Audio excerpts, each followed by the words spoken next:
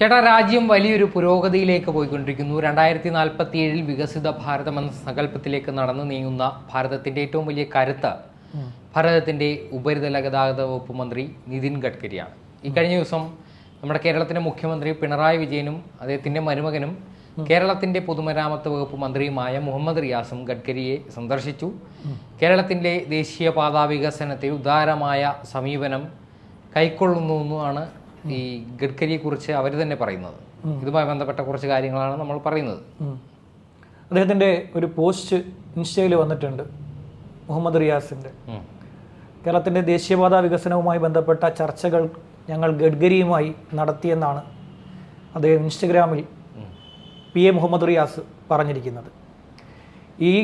ഇതിൻ്റെ അതായത് കേരളത്തിലെ 12 മേഖലകളിൽ ദേശീയപാതാ വികസനം ഏതാണ്ട് 50% മുകളിൽ നടന്നിട്ടുണ്ട്. അതായത് 50% എന്ന് പറയുമ്പോൾ ഒരിടത്ത് മാത്രം അത് 36%. ബാക്കി എല്ലായിടത്തും 53, 72, 76% വരെ 12 ഏരിയകളിൽ ഇതിൻ്റെ വികസന പ്രവർത്തനം പൂർത്തിയായിട്ടുണ്ട്. അതായത് 76% എത്തിയത് ഏതാണ്ട് 100% എത്താൻ വളരെ കുറച്ച് കാലം മതി. 2025 ഡിസംബറോട് കൂടി ഇത് പൂർണ്ണമാവും. ഇതിൻ്റെ നിർമ്മാണം പൂർണ്ണമാവും. ഇത് ഈ വരുന്ന ജൂണിൽ തന്നെ കംപ്ലീറ്റ് ആവേണ്ട ഒരു സാധനമാണ്. പക്ഷേ കേരളം എന്ത് ചെയ്തു എന്ന് വെച്ച് കഴിഞ്ഞാൽ കേരളം ആകെ ചെയ്തത് 5000 കോടി രൂപ കേന്ദ്രത്തിന് ഇതുമായി ബന്ധപ്പെട്ട് ഇതിൻ്റെ നിർമ്മാണത്തിനായി കെട്ടിവെച്ചു. പക്ഷേ ഇതിന് ശേഷം 1 രൂപ പോലും നൽകാൻ തങ്ങൾക്ക് സാധിക്കില്ല എന്നൊരു കാര്യമാണ് കേരളം കേന്ദ്രത്തെ അറിയിച്ചത്. അതോടുകൂടിയാണ് ഈ നിർമ്മാണം ഇഴഞ്ഞു നീങ്ങുന്നത്. അതായത് ഇവിടെ കേരളത്തിലെ രാജ്യത്ത് തന്നെ ഏറ്റവും കൂടുതൽ ഭൂമി ഏറ്റെടുക്കുന്നതിന് ഏറ്റവും കൂടുതൽ തുക നൽകേണ്ടി വരുന്ന സംസ്ഥാനമാണ് കേരളം. ഇതിൻ്റെ 4.1% മാത്രം നൽകിയാൽ മതി മറ്റൊരു സംസ്ഥാനത്ത് ഭൂമി ഏറ്റെടുത്ത് നിർമ്മാണം നടത്താൻ.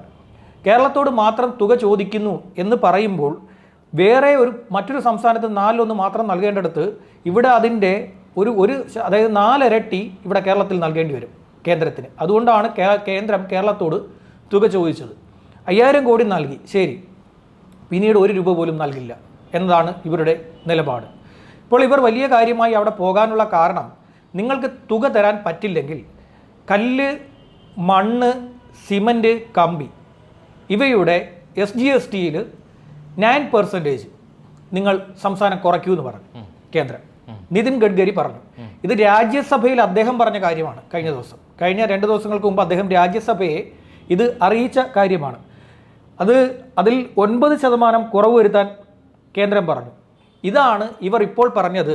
അതായത് മുഹമ്മദ് റിയാസ് കഴിഞ്ഞ ദിവസം പറഞ്ഞത്, ഞങ്ങൾ കേന്ദ്രത്തോട് അങ്ങോട്ട് പറഞ്ഞു 9% SGST കുറയ്ക്കാം, അത് മന്ത്രിസഭ ചർച്ച ചെയ്യുമെന്ന് ഞങ്ങൾ കേന്ദ്രത്തെ അറിയിച്ചിട്ടുണ്ട്. ഇവർ പിന്നെ എന്തിനാണ് അവിടെ പോയത്? ഇത് ചർച്ച ചെയ്യുമെന്ന് അവിടെ അറിയിക്കാനോ? ഇത് രാജ്യസഭയിൽ പറഞ്ഞ കാര്യമാണ്. ഇവിടുന്ന് ഒരു നെറ്റിപ്പുട്ടോ കുറച്ച് പൂക്കളുമായിട്ടാണ് 2 പേരും കൂടെ അവിടെ ചെന്നത്. അവിടെ ചെന്നൊരു ഫോട്ടോയും എടുത്തിട്ടുണ്ട്. ഇനി ഇവർ ഇവിടെ വന്ന് പറയാൻ പോകുന്നത് കേന്ദ്രം ഒന്നും തന്നില്ല, ഞങ്ങളിവിടെ അതിനുവേണ്ടി കേന്ദ്ര നിർമ്മാണം ഇഴഞ്ഞു നീങ്ങുന്ന സാഹചര്യത്തിൽ ഞങ്ങൾ കേന്ദ്രമന്ത്രിയുമായി നടത്തിയ ചർച്ചയിൽ കാര്യങ്ങൾ നേടിയെടുത്തു. ഇനി ദേശീയപാതാ വികസനം പഴയ വേഗതയിലെത്തും. പിണറായി വിജയനും മരുമകനും ഇടപെട്ടു 2025 ഡിസംബറിൽ. ഇത് സംഭവത്രേ ഉള്ളൂ. രാജ്യസഭയിൽ അദ്ദേഹം പറഞ്ഞ കാര്യമാണ്. അതായത് ദേശീയപാത നിർമ്മാണത്തിനുള്ള സിമന്റ്, കമ്പി തുടങ്ങിയവയുടെ 9% സംസ്ഥാന GSTയും മണൽ, കല്ല് തുടങ്ങിയവയുടെ റോയൽറ്റിയും കേരളം ഒഴിവാക്കാൻ ആവശ്യപ്പെട്ടിട്ടുണ്ട്. ഇത് ഗഡ്കരി അവിടെ പറഞ്ഞ കാര്യമാണ്. ഇതാണ് ഇപ്പോൾ ഇവരെടുത്തുകൊണ്ട് വന്നിട്ട് ഈ സാധനം ഇനി ഇവിടെ വലിയ തിരിച്ചു മറിച്ചു കൊണ്ടുവരും. കേന്ദ്രം ഒന്നും തന്നില്ല. ഇന്നലെ അവിടെ ചർച്ച നടത്തിയ ശേഷം തിരിച്ചിറങ്ങി അദ്ദേഹം പറഞ്ഞത് റെയിൽവേ കേരളത്തെ അവഗണിക്കുന്നു എന്നാണ് പറഞ്ഞത്. സിൽവർ ലൈനിൻ്റെ പണി നടത്താൻ റെയിൽവേ അനുവദിക്കുന്നില്ല. അതെങ്ങനെയാ സിൽവർ ലൈനിൻ്റെ പണി നടത്താൻ റെയിൽവേ അനുവദിക്കുന്നത്? ഇവരിതെല്ലാം കെട്ടി അടച്ചു കഴിഞ്ഞാൽ ഇവർ 2 സൈഡിലും വലിയ മതിൽ കെട്ടിയാണ് ഇത് പണിയാൻ തീരുമാനിച്ചത്. 2 സൈഡിലും കേരളത്തെ സംബന്ധിച്ചിടത്തോളം മതിൽ കെട്ടിക്കഴിഞ്ഞാൽ ഇവിടെ വെള്ളക്കെട്ടുണ്ടാവും, വലിയ വെള്ളക്കെട്ടുണ്ടാവും. റെയിൽവേ പാളത്തിൽ വെള്ളം കയറും. ട്രെയിൻ യാത്ര മുടങ്ങും. റെയിൽവേക്ക് ഓടാൻ പറ്റില്ല. കോട്ടയത്ത് തന്നെ നമുക്കറിയില്ലേ, എത്രയോ തവണ മണ്ണിടിഞ്ഞിട്ട് കോട്ടയം പാത അടഞ്ഞു കിടപ്പുണ്ട്. ഇപ്പോൾ അതിന് വലിയ നിർമ്മാണം നടത്തിയിട്ടാണ് ആ കോട്ടയം പാതയൊന്ന് നേരെയാക്കിയെടുത്തത്. പലപ്പോഴും കോട്ടയം പാത മണ്ണിടിയുമായിരുന്നു. അത് റെയിൽവേ അവസാനം വലിയ പദ്ധതി തയ്യാറാക്കി എടുത്തതാണ്. ഇവിടെ ഭൂമി ഏറ്റെടുക്കണമെങ്കിൽ 45 കോടി മുതൽ 1 കിലോമീറ്ററിൽ ഭൂമി ഏറ്റെടുക്കണമെങ്കിൽ 45 കോടി മുതൽ 50 കോടി വരെയാണ് കേരളത്തിലെ ചെലവ്. ഒന്ന് ആലോചിച്ച് നോക്ക്. 1 കിലോമീറ്ററിന് ഭൂമി ഏറ്റെടുക്കണമെങ്കിൽ, അവിടെ നിർമ്മാണം നടത്തണമെങ്കിൽ 1 കിലോമീറ്ററിൽ ദേശീയപാത ഇവിടെ നിർമ്മിക്കണമെങ്കിൽ 45 കോടിയാണ് ചെലവ്. ഇതെല്ലാം രാജ്യസഭയിൽ വെച്ചിരിക്കുന്ന പേപ്പേഴ്സാണ്. രാജ്യസഭയിൽ നിതിൻ ഗഡ്കരി വെച്ചിരിക്കുന്ന പേപ്പേഴ്സിലെ കണക്കുകളാണ് ഇതെല്ലാം. എന്നിട്ടാണ് ഈ കള്ളങ്ങളൊക്കെ ഇവിടെ വന്ന് നിന്ന് പറഞ്ഞുകൊണ്ടേയിരിക്കുന്നത്. ഇവിടെ വന്ന് ഇനിയിപ്പോൾ അടുത്ത തള്ളാനുള്ള പരിപാടിയാണ്. ഇവരുടെ പ്രധാന പരിപാടി അവിടെ പോയി ഫോട്ടോ എടുക്കുക എന്നുള്ളതാണ്. അല്ല, അവിടെ പോയി ഫോട്ടോ എടുക്കുക എന്നതിലപ്പുറം കേരളത്തിലേക്ക് വരുന്ന ദേശീയപാത വികസനം ഏറ്റവും അധികം ജനങ്ങളിലേക്ക് എത്തിക്കുന്നത് കേരളത്തിൻ്റെ പൊതുമരാമത്ത് വകുപ്പ് മന്ത്രി മുഹമ്മദ് റിയാസാണ്. ഇത് ആരുണ്ടാക്കിയതാണെങ്കിലും വേണ്ടില്ല, അതിൻ്റെ പൊക്കത്തോടെ ഒന്ന് നടന്ന് കുറച്ച് ലൈറ്റൊക്കെ ഇട്ട്, ലൈറ്റ് ഇടുന്നത് ഇപ്പോൾ തിരുവനന്തപുരത്തെ പ്രധാന കാഴ്ചയായി മാറിയിട്ടുണ്ട്. ദേശീയപാതകളുടെ ആകാശ ദൃശ്യങ്ങൾ, അതിലൂടെ നെഞ്ചുവിരിച്ച് നടന്നു വരുന്ന ദൃശ്യങ്ങളൊക്കെ സാമൂഹിക മാധ്യമങ്ങളിലിട്ട് കേരളം മാറുന്നു എന്നുള്ള, കേരളം മാറിക്കൊണ്ടേയിരിക്കുകയാണ്. കേരളം ഭയങ്കരമായിട്ട് മാറിക്കൊണ്ടിരിക്കുകയാണ്. കേരളം മാറിക്കൊണ്ടിരിക്കുന്നതിൻ്റെ ഒരു കാഴ്ച കുറച്ച് ദിവസം ഒരു ഏരിയ സമ്മേളനത്തിൽ നമ്മൾ കണ്ടു. ഒരു റോഡ് അടച്ചു വെച്ചിട്ട്, അത് പിന്നെ ചർച്ച ചെയ്യാം. നിതിൻ ഗഡ്കരി അറിയിച്ചിരിക്കുന്ന മറ്റൊരു കാര്യം ഞാൻ പറഞ്ഞുതരാം.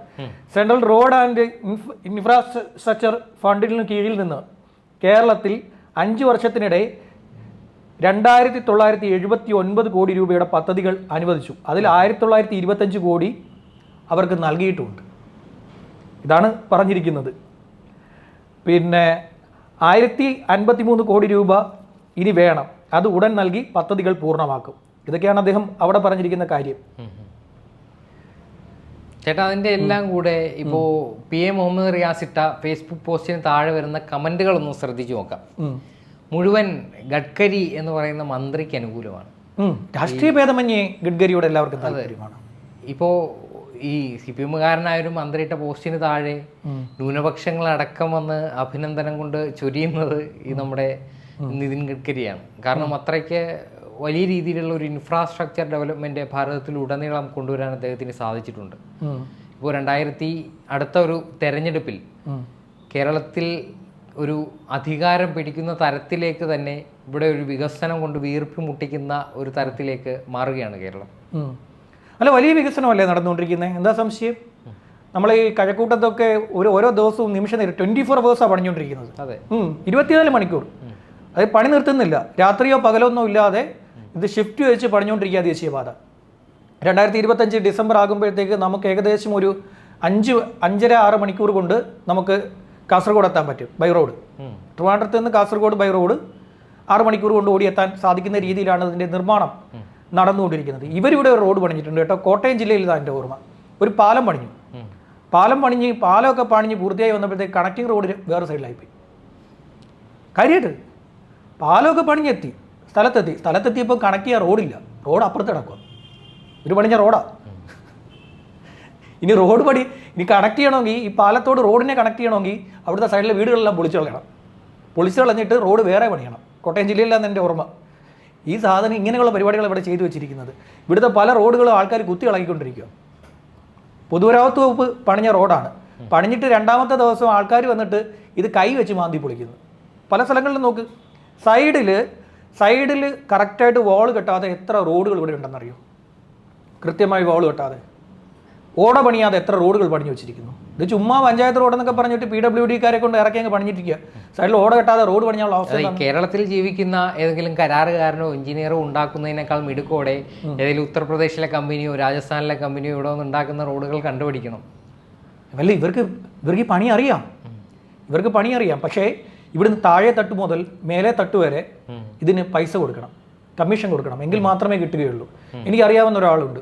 ആൾ ഓടി നടന്നാണ് കാശ് കൊടുക്കുന്നത് കരാർ കിട്ടാൻ വേണ്ടി. കരാർ കിട്ടണമെങ്കിൽ ഈ കോൺട്രാക്ടേഴ്സ് അസോസിയേഷൻ ഉണ്ട്. ഈ കോൺട്രാക്ടേഴ്സ് അസോസിയേഷൻകാരുമായിട്ട് സംസാരിച്ചാൽ മനസ്സിലാവും. അവരിൽ ചിലരൊക്കെ തൂങ്ങി മരിച്ചിട്ടുണ്ട്.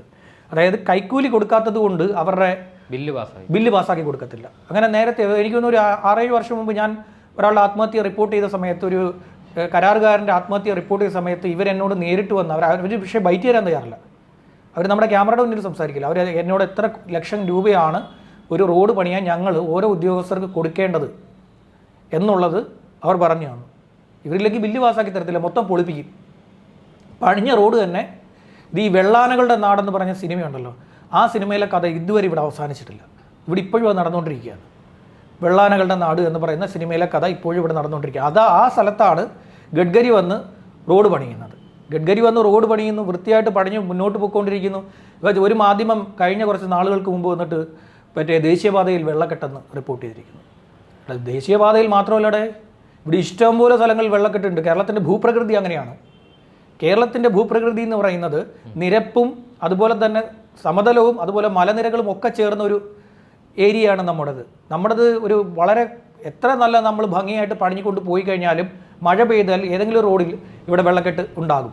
വെള്ളം ഒലിച്ചു കൊണ്ടുപോകാനുള്ള അതായത് ആ സർവീസ് റോഡിലേക്ക് ഡയറക്റ്റായിട്ട് അവിടെ വീഴാനും പറ്റില്ല.